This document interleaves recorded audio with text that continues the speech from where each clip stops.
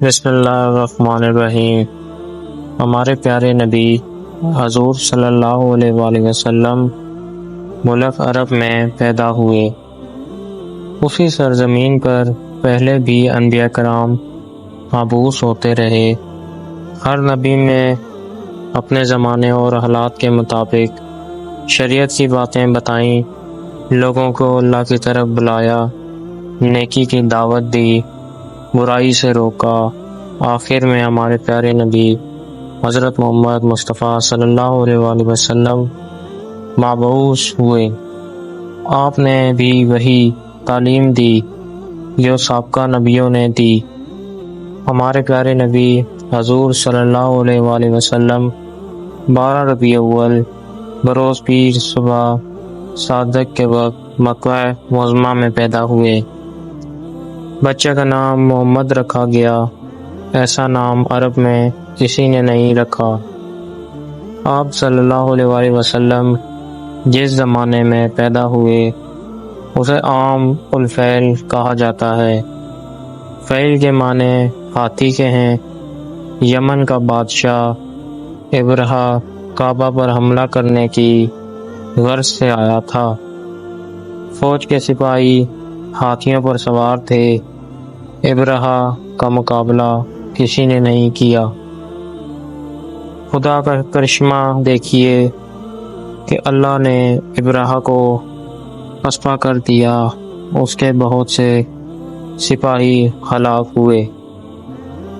عرب میں دستور تھا کہ بچہ پیدا ہوتے ہی دعیہ کے حوالے کر دیا جاتا اور وہ اپنے گاؤں لے جا کر اپنی نگرانی میں پرورش کرتی۔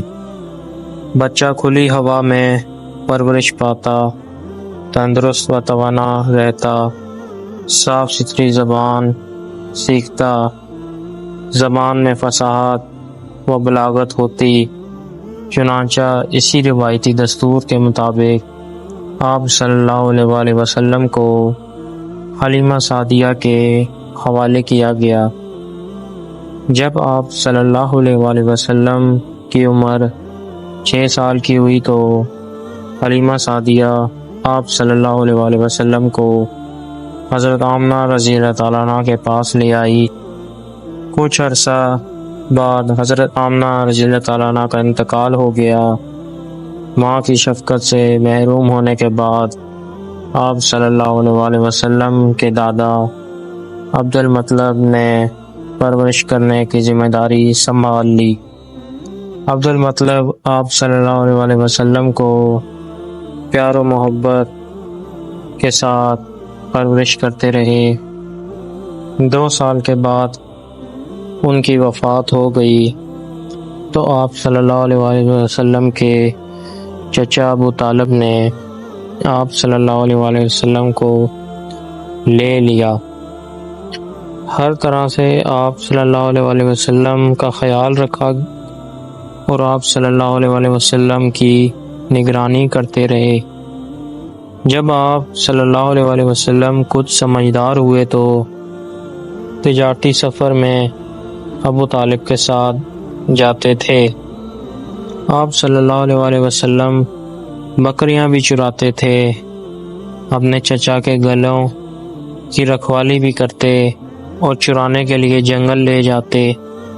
آپ صلی اللہ علیہ وآلہ وسلم نے اپنے چچا ابو طالب کے ہمراہ کئی تجارتی سفر کیے، خرید و فروخت کے طریقے سیکھے۔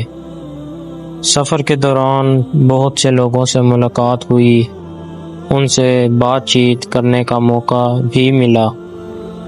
آپ صلی اللہ علیہ وآلہ وسلم اکثر ملک شام جایا کرتے تھے۔ مکہ میں ایک خاتون رہتی تھی، نام ختیجہ تھا۔ عورت تو تھی لیکن باصلاحیت تھی۔ وہ بھی تجارت کرتی تھی اور اپنا مال ملک شام بھیجتی تھی۔ حضرت ختیجہ آپ صلی اللہ علیہ وآلہ وسلم کے بارے میں اکثر سنا کرتی تھی کہ آپ صلی اللہ علیہ وآلہ وسلم ایک مرتبہ ایک کامیاب تاجر ہیں اور آپ صلی اللہ علیہ وآلہ وسلم کی اعلیٰ صفات اور حسن اخلاق سے بھی واقف تھی۔ لوگوں کی زبان سے یہ کہتے سنا کہ آپ صلی اللہ علیہ وآلہ وسلم صادق اور امین ہیں، لوگوں پر بھی بہت رحم کرتے ہیں۔ حضرت خدیجہ رضی اللہ تعالی عنہ دل میں کہنے لگی کہ ایسے راست باز اور سچے آدمی سے ملنا چاہیے، شاید وہ کاروبار میں مدد کر سکیں۔ انہوں نے آپ صلی اللہ علیہ وآلہ وسلم کو پیغام بھیجا۔ حضور اکرم صلی اللہ علیہ وآلہ وسلم بی بی خدیجہ رضی اللہ تعالیٰ عنہ کے گھر پہنچے۔ بی بی خدیجہ رضی اللہ تعالیٰ عنہ نے حضور اکرم صلی اللہ علیہ وآلہ وسلم سے عرض کیا کہ آپ صلی اللہ علیہ وآلہ وسلم تجارتی مال لے جا کر فروخت کریں، مجھے آپ صلی اللہ علیہ وآلہ وسلم جیسے شخص کی ضرورت ہے۔ حضور صلی اللہ علیہ وآلہ وسلم نے اس پیشکش کو منظور کر لیا، چنانچہ تجارت کا مال لے کر شام جانے کے لیے تیار ہو گئے۔ حضرت خدیجہ رضی اللہ تعالیٰ عنہ نے اپنے غلام مصرع آپ صلی اللہ علیہ وآلہ وسلم کی خدمت کے لیے ہمراہ کر دیا۔ قافلہ روانہ ہوا۔ آپ صلی اللہ علیہ وآلہ وسلم ملک شام کی طرف جا رہے تھے تو راستے میں بصرہ کے قریب ایک یہودی عالم بھی رہتا تھا۔ آپ صلی اللہ علیہ وآلہ وسلم اس کے قریب سے گزرے، کچھ دیر ستانے کے لیے ایک درخت کا سایہ میں بیٹھ گئے۔ ربی نے آپ صلی اللہ علیہ وآلہ وسلم کو خوب غور سے دیکھنا شروع کیا اور مصرع کو اشارے سے اپنے پاس بلا کر پوچھا، یہ تمہارے ساتھ کون ہے؟ اس نے کہا، ایک شخص کا تعلق قبیلہ قریش سے ہے۔